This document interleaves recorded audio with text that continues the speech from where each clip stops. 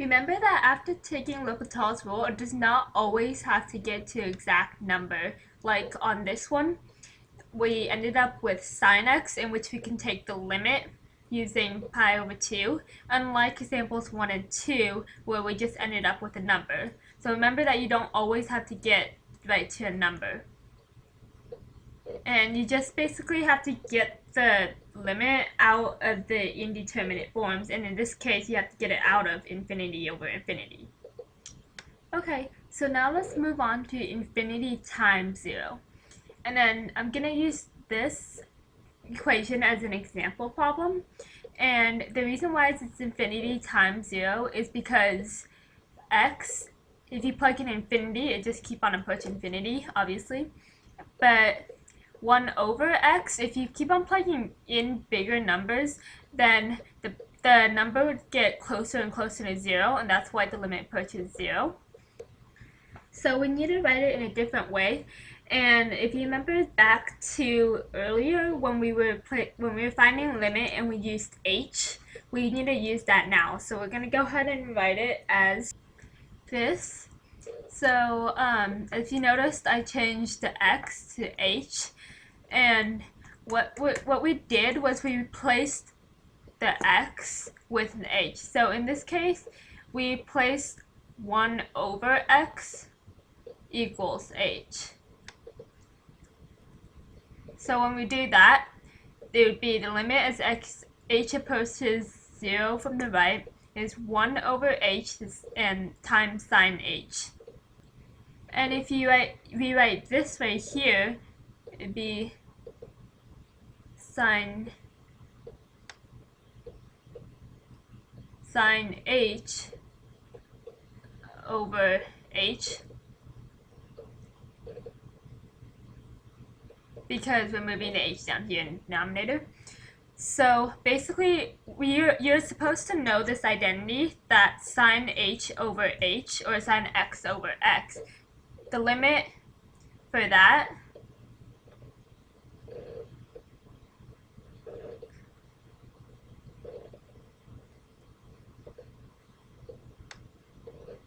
is going to equal 1. And you should have already known this because we went over, you guys went over that earlier in the year. And if you don't, then that's okay. Just like review that over and over again. So what you just need to know is that the limit of sine x over x, or sine h over h, is going to be 1. And the reason why I replaced infinity with 0 from the right is because if you graph this equation, x times sine of 1 over x, then there would be a limit at 0. So we're taking it from the right. And last but not least, in this section, we're going to work on infinity minus infinity as in indeterminate form. And I'm going to use this equation as the example problem. So the limit as x approaches 1 over ln of x minus 1 over x minus 1. And the reason why this is infinity minus infinity is because if we plug in numbers that get closer and closer to 1, if we plug them into x, they're both gonna approach infinity. Like separately, the functions are gonna approach infinity. So what we want to do is get it out of that indeterminate form. And what we're going to do first is going to change it so that the equation is going to be, instead of infinity minus infinity, we're going to get into 0 over 0. And we're going to do that by combining the fractions. And you know how to do this. So this n needs a ln of x, and this n needs a x minus 1 because you're trying to get the same denominator. So multiply x minus 1 over ln of x times x minus 1 minus ln of x over x minus 1 ln of x. Don't forget to put the limit as x approaches 1. So now we can just combine the numerators too, now that the denominators are the same. So the limit as x approaches 1, x minus 1 minus ln of x over ln of x times x minus 1. And what you'll notice now is when you take the limit, well, not when you take the limit, but when you plug in numbers as it approaches 1, it's going to be 0 over 0, which is another indeterminate form when you learned earlier. So now we can use L'Hopital's rule to actually solve this. So then, when we use L'Hopital's rule, again, you want to take the derivative of the separate function, so the derivative of the numerator and the derivative of the denominator. So let's start with the numerator. So the derivative of this function would be 1 minus, remember the derivative of ln of x is 1 over x. And then the denominator,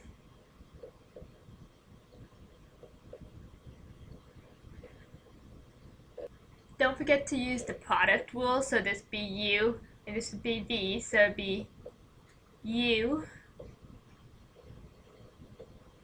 times v prime, which is this one,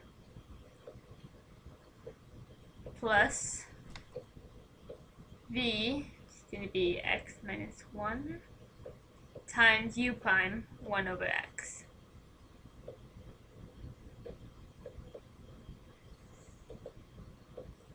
So obviously this right here is a little complicated, so I'm just going to go ahead and simplify it a little bit and rewrite it.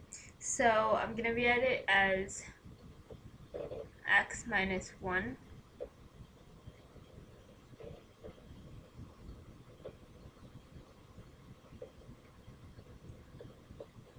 over, and I'm going to go ahead and bring this x down here to the denominator. So I'm going to write x ln x, which is already down there. So we move the x down here, and then plus x minus 1. And what you notice is that as you keep on plugging in numbers that approach 1, you're going to get 0 over 0 again. So we get to take the L'Hopital's rule one more time. So once again, we're going to take the derivative of the numerator and the denominator. So the top is obviously just going to be 1. And don't forget to use the product rule here. So it's going to be x times 1 over x ub prime plus v ln x times u prime is 1 plus 1. So if we simplify that even further, it's going to be 1 over, well, x times 1 over x is going to cancel to 1. 1 plus ln of x plus 1 again is going to make it equal 2. So now we can finally take the limit since this is no longer 0 over 0. And so I'm just going to plug in 1 for x. So it's going to be 1 over 2 plus the ln of 1. And the ln of 1 is 0. You should know that.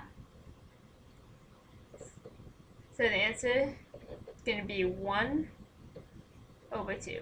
Or half.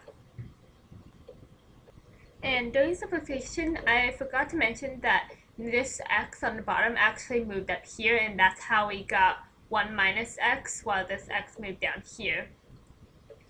And so after you get the answer, that's basically all there is to it.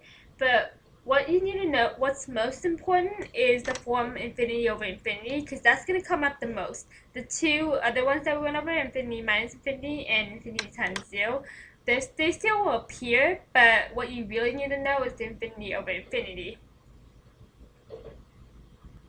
So I hope you were able to get some sense of direction in where to move, what to do when you're dealing with these indeterminate forms.